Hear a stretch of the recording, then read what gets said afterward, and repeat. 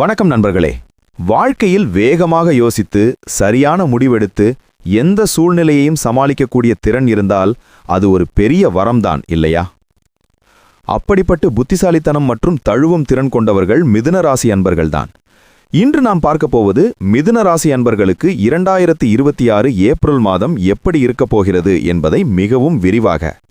இந்த வீடியோவை நீங்கள் முழுவதும் பார்த்தால் உங்கள் வாழ்க்கையில் என்ன மாற்றங்கள் நடக்கப் போகின்றன, எந்த விஷயத்தில் நீங்கள் முன்னேறலாம், எந்த விஷயத்தில் கவனமாக இருக்க வேண்டும், எல்லாம் தெளிவாக புரியும். மிதுன ராசி அன்பர்களே, கடந்த சில மாதங்களில் நீங்கள் மனதளவில் சற்று குழப்பமாக இருந்திருக்கலாம்.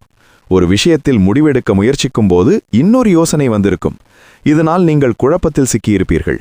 வேலை மற்றும் பண விஷயங்களிலும் சற்று ஏற்றத்தாழ்வு இருந்திருக்கலாம். உறவுகளிலும் சில நேரங்களில் புரிதல் குறைவு ஏற்பட்டிருக்கலாம். இதற்கான காரணம் என்ன தெரியுமா? புதன், உங்கள் ராசி அதிபதி, சில நேரங்களில் பலவீனமாக இருந்தார். ராகு உங்கள் மனதில் குழப்பத்தை உருவாக்கினார். ஆனால் இது உங்களை தடுக்க அல்ல, இது உங்களுக்கு சரியான முடிவெடுக்க கற்றுக் கொடுக்கும் ஒரு காலம். இந்த ஏப்ரல் மாதத்தில் கிரகநிலைகள் உங்களுக்கு நல்ல முன்னேற்றத்தை தரும்.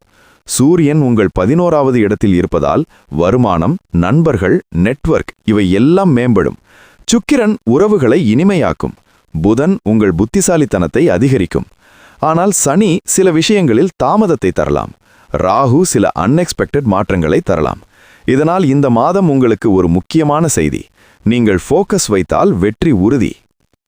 வேலை செய்பவர்களாக இருந்தால் இந்த மாதம் உங்கள் கம்யூனிகேஷன் ஸ்கில் மூலம் முன்னேறுவீர்கள். நீங்கள் பேசும் விதம், உங்கள் யோசனை இவை எல்லாம் மற்றவர்களை கவரும். இதனால் நல்ல வாய்ப்புகள் வரும். ஆனால் ஒரு விஷயம் கவனிக்க வேண்டும்: ஒரே நேரத்தில் பல விஷயங்களில் ஈடுபடாமல் ஒரு விஷயத்தில் ஃபோக்கஸ் செய்ய வேண்டும். தொழில் செய்பவர்களாக இருந்தால் நெட்வொர்க்கிங் மூலம் வளர்ச்சி கிடைக்கும். புதிய கிளையண்ட்ஸ் கிடைக்கும் வாய்ப்பு உள்ளது. ஒரு ஆன்மீக அறிவுரை: புதன்கிழமை விஷ்ணு வழிபாடு செய்தால் உங்கள் சிந்தனை தெளிவாகும். காதல் வாழ்க்கையில் இந்த மாதம் நல்ல முன்னேற்றம் இருக்கும். நீங்கள் உங்கள் உணர்ச்சிகளை வெளிப்படுத்துவீர்கள். இதனால் உறவுகள் வலுப்படும். சிலருக்கு புதிய காதல் தொடங்கலாம்.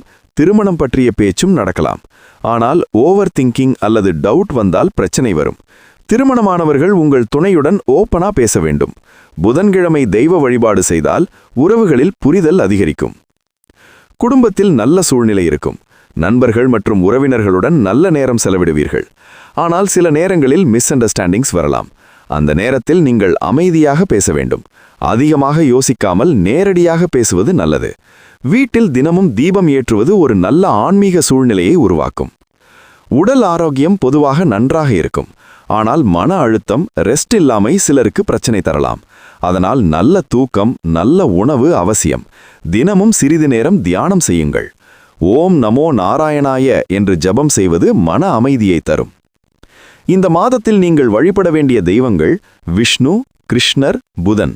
விஷ்ணு வழிபாடு பாதுகாப்பை தரும். கிருஷ்ணர் மன அமைதியை தருவார்.